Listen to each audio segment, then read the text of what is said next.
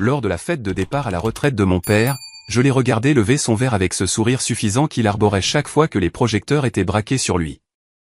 Il a annoncé que mon frère Rowan hériterait de tout. L'entreprise de 95 millions de dollars, le manoir surplombant la côte, et même le jet privé qui symbolisait la richesse de notre famille. La foule a acclamé et applaudi comme s'il assistait à un couronnement royal. J'étais assis là en silence, déjà habitué à être invisible dans ma propre famille. Puis il a tourné les yeux vers moi. Sa voix est devenue plus basse, plus tranchante, de la manière dont il parlait quand il voulait que ses mots coupent. Il a dit, « Darren, tu n'as rien. Tu n'aurais jamais dû naître. J'aurais aimé que tu sois mort juste après ta naissance. » La pièce est devenue silencieuse pendant une fraction de seconde avant d'éclater de rire. Les invités se sont moqués de moi comme si la cruauté de mon père était une sorte de blague. Mon frère Rowan s'est adossé à sa chaise, souriant comme si c'était la chose la plus drôle qu'il ait jamais entendue. Même ma mère, Hera, n'a rien dit. Elle a juste baissé les yeux sur son verre de vin. Trop effrayée ou trop peu disposée à l'arrêter. Humilié, j'ai repoussé ma chaise et je me suis levé pour partir. Chaque pas vers la porte semblait plus lourd que le précédent, le son des rires résonnant dans mes oreilles. Juste au moment où j'atteignais le bord de la pièce, j'ai senti une main me glisser quelque chose dans la mienne. J'ai baissé les yeux. C'était une enveloppe scellée. L'avocat de la famille, mon oncle Grant, s'est penché et a murmuré « Ouvre ça quand tu seras prêt ». Je l'ai déchiré avec des mains tremblantes. Les tout premiers mots sur la page ont fait blêmir mon père. Il a laissé tomber son verre et pour la première fois de ma vie, j'ai vu la peur dans ses yeux. La nuit de la fête de départ à la retraite de mon père n'était pas seulement une célébration. C'était une performance soigneusement mise en scène destinée à montrer au monde le pouvoir, la richesse et le contrôle de Victor Holt. La salle de bal de son manoir avait été transformée en quelque chose digne d'un magazine. Des lustres en cristal brillaient au-dessus de sols en marbre poli. Un quatuor à cordes jouait doucement dans un coin, tandis que des serveurs transportaient des plateaux de champagne et de hors-d'œuvre. Les murs étaient tapissés de photographies encadrées de mon père aux côtés de gouverneurs, de PDG et de dignitaires étrangers, comme s'il avait besoin de rappeler à tout le monde qu'il avait bâti son empire de ses propres mains et de sa volonté de faire. Pour les invités, c'était une soirée glamour. Pour moi, j'avais l'impression d'être entré dans une pièce construite pour me rappeler à quel point j'étais petit. Je me suis d'abord tenu près du fond, regardant des gens que je connaissais à peine féliciter mon frère, Rowan, avant même que mon père n'ait officiellement annoncé quoi que ce soit. Rowan portait son costume sur mesure habituel, se tenant droit avec cette confiance facile qu'il avait depuis l'enfance. Les gens gravitaient autour de lui comme la limaille de fer s'accroche à un aimant. Il savait rire au bon moment, serrer fermement la main, avoir l'air important même quand il ne disait rien.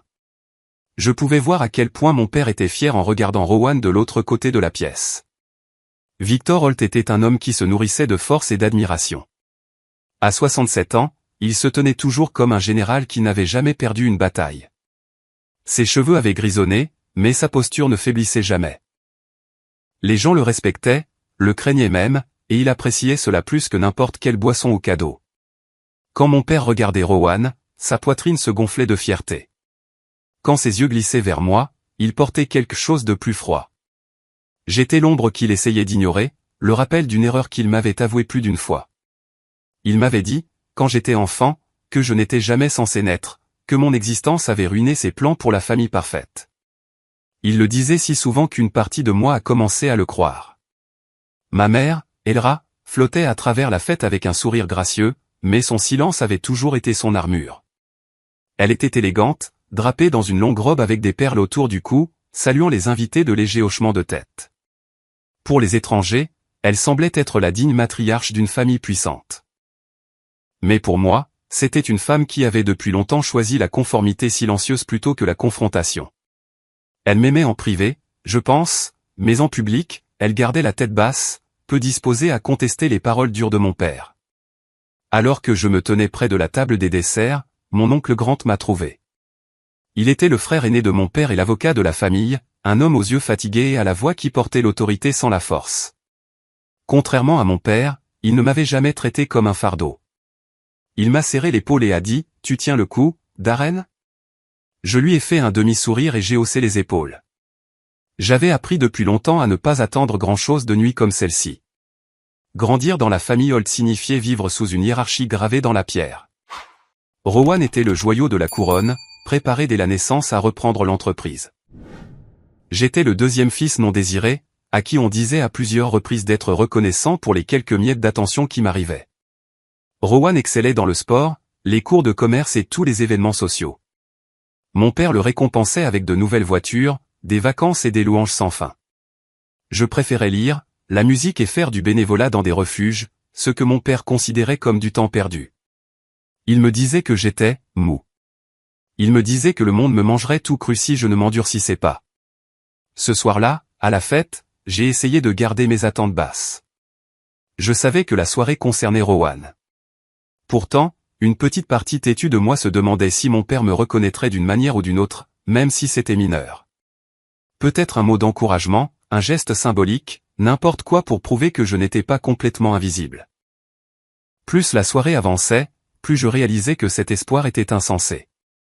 Les invités faisaient la queue pour serrer la main de Rowan, comme s'il était déjà le nouveau roi. De vieux amis de mon père racontaient des histoires sur le leadership de Rowan, sa discipline, son avenir. Personne ne m'a posé une seule question. J'étais un bruit de fond, le fils de rechange qui traînait près du buffet. Rowan l'a remarqué, bien sûr. Il n'a jamais manqué une occasion de me rappeler ma place. À un moment donné, il s'est penché, son sourire assez large pour que les caméras à proximité le capturent. « Détends-toi, Darren », a-t-il dit, sa voix dégoulinant d'une fausse sympathie. « Peut-être que papa te laissera la cabane de pêche. Comme ça, tu pourras vivre comme un ermite et jouer de ta guitare. » Quelques-uns de ses amis ont ri de la blague, et j'ai forcé un sourire pour que la piqûre ne se voie pas. C'était le schéma de ma vie. Les pics de Rowan, mon silence, le dédain froid de mon père, mon endurance silencieuse, le regard baissé de ma mère, mon acceptation. J'avais appris à survivre dans les fissures des murs imposants de cette famille. Mais la survie ne signifie pas l'appartenance, et je savais au fond de moi que je n'avais pas ma place dans cette pièce remplie de gens célébrant un avenir dont je ne faisais pas partie. Alors que l'orchestre passait à une mélodie plus forte et que mon père commençait à se diriger vers le centre de la scène, son verre levé, j'ai senti ma poitrine se serrer. C'était le moment que tout le monde attendait. Mon père allait le rendre officiel.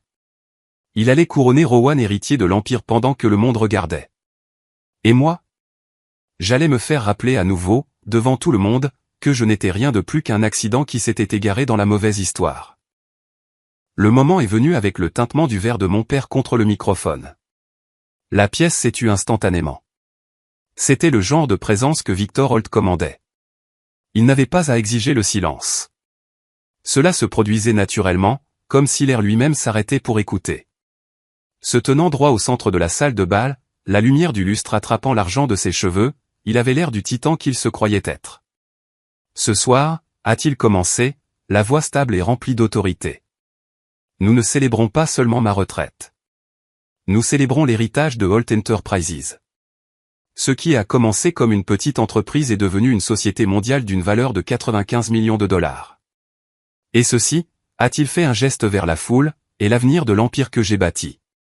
Le public a éclaté en acclamations. J'ai regardé leurs visages s'illuminer, les ai regardés lever leur verre avec admiration. Mon père se nourrissait de cette attention. Il a balayé la pièce du regard avec satisfaction, puis s'est tourné vers Rowan, qui se tenait près de la scène, le menton haut et la poitrine bombée.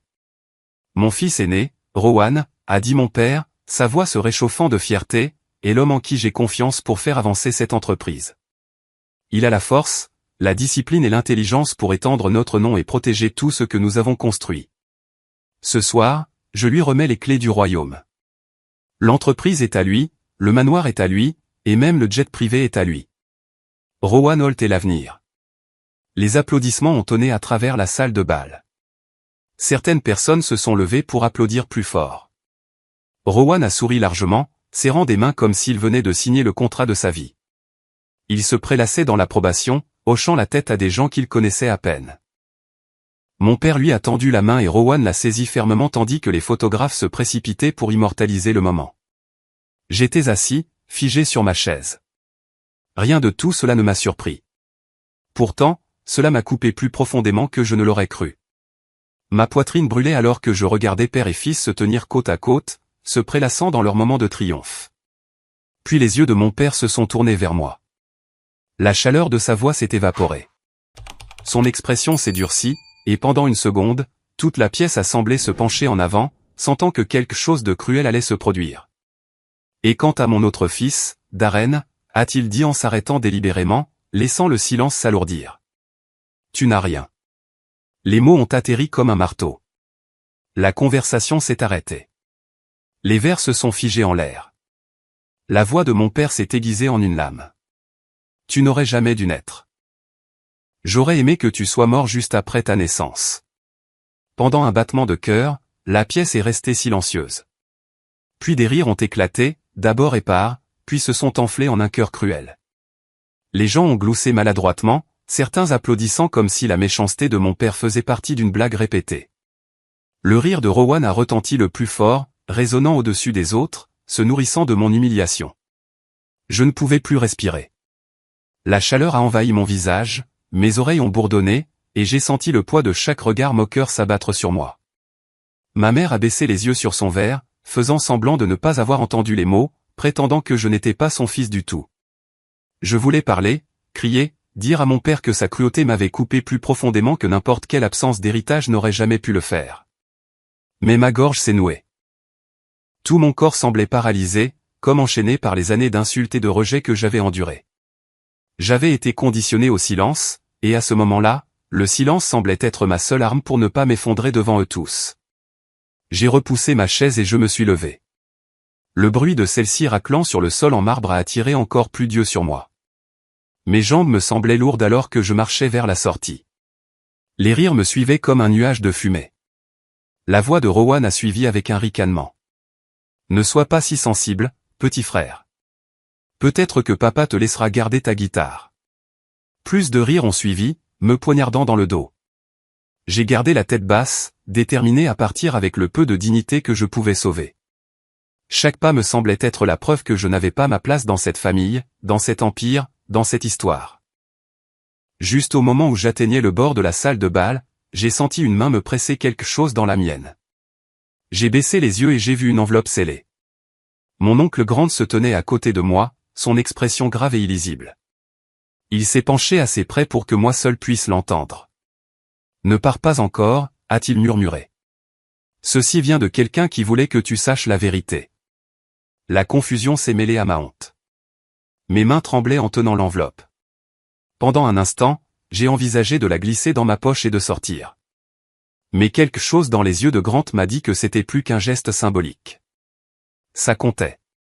C'était important. Derrière moi, j'entendais encore les rires. La voix de mon père s'est de nouveau élevée alors qu'il portait un toast à Rowan, passant à autre chose comme si je n'avais jamais existé.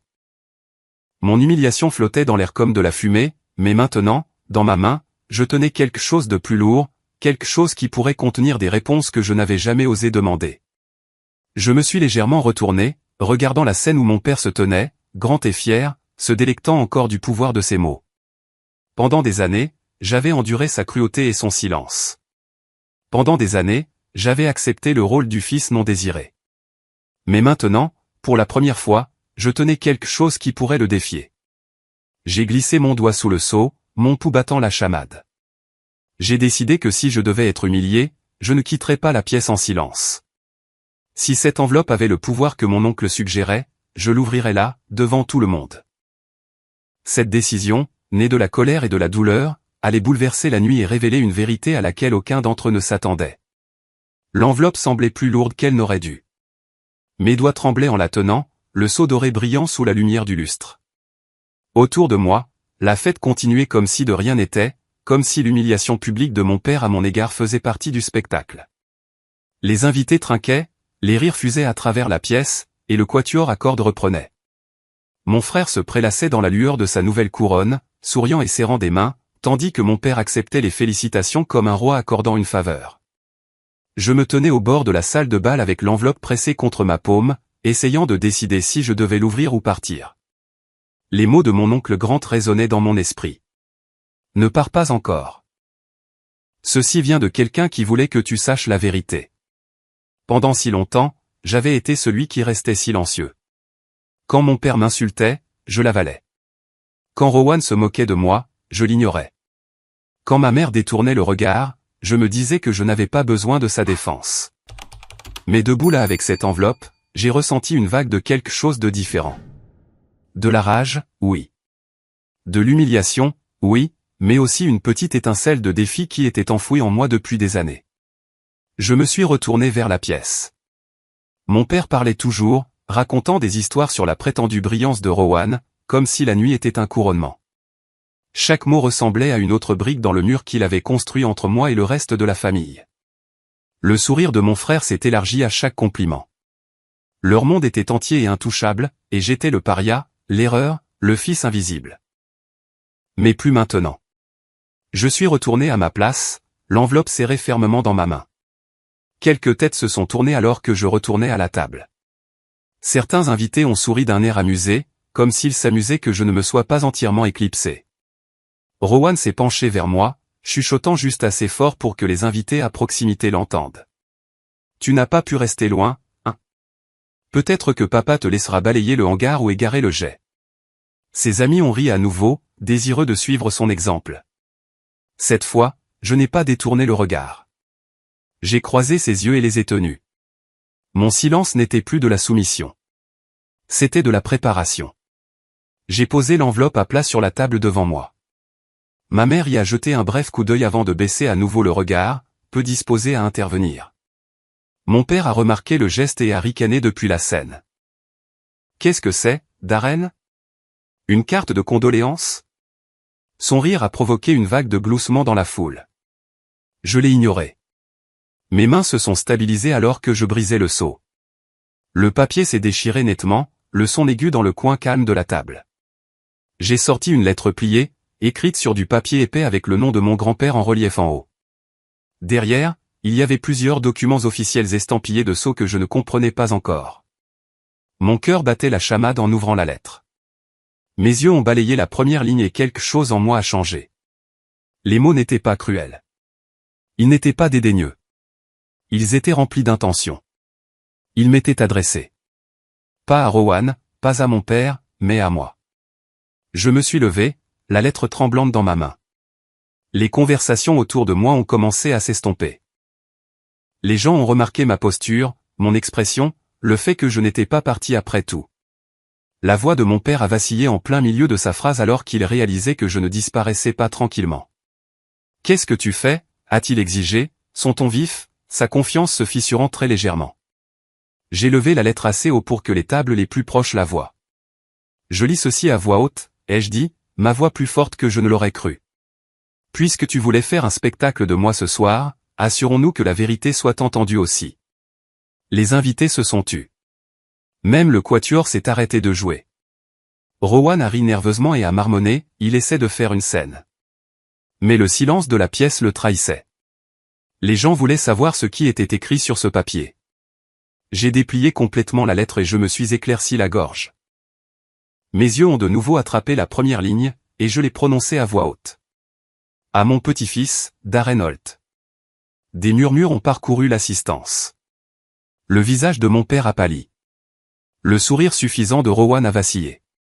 J'ai continué, ma voix stable malgré la tempête en moi. Si tu lis ceci, cela signifie que je suis parti et que mes souhaits ont été retardés ou cachés. J'ai bâti Holt Enterprises avec l'espoir qu'un jour elle serait guidée par les bonnes mains. Pas la voix la plus forte, pas l'homme le plus bruyant, mais celui qui a de l'intégrité. Cet homme, c'est toi, Darren. La salle de bal a éclaté en murmures. Mon père s'est avancé rapidement, la main levée. Assez. Assieds-toi. Mais je ne me suis pas arrêté. Cette lettre est accompagnée de documents légaux transférant les actions de contrôle de Holt Enterprises à moi. Mon grand-père a clairement indiqué qu'il voulait que moi, pas Rowan, pas Victor, hérite de l'entreprise. Il a écrit ceci pour que personne ne puisse tordre la vérité. L'équilibre de la pièce a changé. Les invités chuchotaient, les têtes se tournaient, et je pouvais sentir les yeux se lancer entre moi, mon père et Rowan. Pour la première fois, je n'étais pas le fils invisible. J'étais le centre. Le verre de mon père lui a glissé des mains et s'est brisé contre le sol en marbre. Le son a retenti comme un coup de feu. Son visage s'est vidé de sa couleur. Il a regardé les documents dans ma main avec quelque chose que je n'avais jamais vu en lui auparavant. La peur. Mon oncle Grant s'est avancé, sa voix ferme et autoritaire. Ce sont des documents contraignants. Victor, tu le sais aussi bien que moi. Edmund Holt a exprimé ses souhaits de manière parfaitement claire. J'ai tenu la lettre haut. Ma voix a tranché le silence. Pendant des années, tu m'as dit que je n'étais rien. Ce soir, nous verrons qui disait la vérité. La salle s'est figée après la déclaration de mon oncle. Le seul son était le goutte-à-goutte du champagne du verre brisé que mon père avait laissé tomber sur le sol en marbre. Pour la première fois de ma vie, Victor Holt n'avait pas l'air intouchable. Sa mâchoire s'est crispée, ses poings se sont serrés, et sa poitrine se soulevait et s'abaissait trop rapidement. Le masque de contrôle qu'il avait porté pendant des décennies s'est fissuré devant des centaines de personnes. Rowan a rompu le silence avec un éclat de rire qui sonnait forcé. Il s'est approché de moi, pointant un doigt vers les documents. C'est un tour. Un vieux bout de papier déterré pour nous humilier. Papa, dis-leur que ça ne veut rien dire. Mon père a essayé de parler, mais sa voix s'est étranglée. Son autorité s'est échappée comme de l'eau entre ses doigts. Ce sont des mensonges, a-t-il dit, bien que le tremblement dans son ton le trahisse. Mon oncle Grant n'a pas bronché. Il a gardé la tête haute, sortant un autre document de sa mallette. Ceci est une directive notariée d'Edmund Holt, attestée par moi-même et 2 parties indépendantes. Les actions de contrôle de Holt Enterprises doivent être transférées à Darren Holt lors du départ à la retraite de Victor Holt. Pas Rowan, pas Victor. Darren. Des halètements ont éclaté dans la pièce. Les invités, qui avaient autrefois ri de mon humiliation, se penchaient maintenant en avant avec de grands yeux, chuchotant les uns aux autres. L'équilibre de la nuit a changé. Je n'étais plus le garçon moqué à la table de son père. J'étais l'homme debout avec le poids de l'héritage Holt entre ses mains. Le visage de Rowan est devenu rouge alors qu'il arrachait les papiers. C'est de la fraude. Vous ne pouvez pas simplement tout lui donner alors que j'ai passé toute ma vie à me préparer pour cette entreprise. Tout le monde ici sait que je suis l'héritier légitime. J'ai retiré les documents avant qu'ils ne puissent les toucher. Se préparer à hériter de quelque chose ne signifie pas que vous le méritez. Grand-père a vu à travers votre arrogance. Il savait qui vous étiez et il m'a choisi. Les mots l'ont coupé et son sourire s'est effondré en une grimace. Sa voix s'est élevée, désespérée maintenant. C'est insensé. Il n'est personne. Il se cache dans sa chambre avec ses livres et sa musique pendant que je construis un avenir pour cette entreprise. Il est mou. Il est faible. Il est inapte à diriger quoi que ce soit. Avant que je puisse répondre, la voix de Grant a tranché la tension. Vous pouvez débattre d'opinions toute la nuit, Rowan. Mais la loi n'est pas construite sur des opinions. Elle est construite sur des documents comme ceux-ci. La décision d'Edmund Holt est définitive et contraignante. Mon père a chancelé en arrière, s'agrippant au bord du podium pour se soutenir. Ses yeux dardaient entre les papiers, moi, puis les visages de ses invités. Le puissant Victor Holt, qui avait bâti sa vie sur le pouvoir et la fierté, semblait acculé. Je ne l'avais jamais vu avoir l'air petit, mais à ce moment-là, c'était le cas. Je me suis retourné vers la lettre dans ma main et j'ai élevé la voix pour que toute la pièce puisse entendre. Mon grand-père a écrit, « Ne laisse pas la cruauté te définir comme elle a défini ton père. » L'empire que j'ai bâti était destiné à élever les gens, pas à les écraser. Je te le donne, Darren, parce que tu as de la compassion. Ne la gaspille pas, les mots ont résonné sur les hauts plafonds. Les gens ont murmuré avec incrédulité. Certains ont hoché la tête comme si la lettre expliquait enfin ce qu'ils avaient toujours soupçonné des manières impitoyables de Victor. D'autres m'ont regardé avec une nouvelle reconnaissance, comme s'ils me voyaient pour la première fois. Victor a finalement éclaté, sa voix se brisant sous la tension. J'ai bâti cet empire. Ma sueur, mon sang, mes sacrifices. Et vous voulez tout lui donner, à un garçon qui n'en a jamais voulu, à une erreur qui ne devrait pas exister. Sa voix s'est élevée en un cri, de la salive volant alors qu'il me pointait du doigt. Je ne laisserai pas faire. Mais le pouvoir qu'il détenait autrefois avait disparu. Les invités ne le regardaient plus avec admiration. Ils le regardaient avec peur, avec pitié, avec jugement. Ses divagations ne faisaient qu'exposer l'amertume qu'il avait cachée pendant des années. Je me suis avancé, ma voix calme mais ferme. Tu ne peux pas l'arrêter. Grand-père s'en est assuré. Tu peux me traiter de faible. Tu peux me traiter d'erreur. Mais ce soir, devant tout ce que tu voulais impressionner, la vérité est plus grande que toi. Tu n'as jamais eu le dernier mot. C'est lui qui l'a eu. Rowan s'est jeté sur moi, mais 2 des associés de mon père l'ont retenu, leur visage pâle.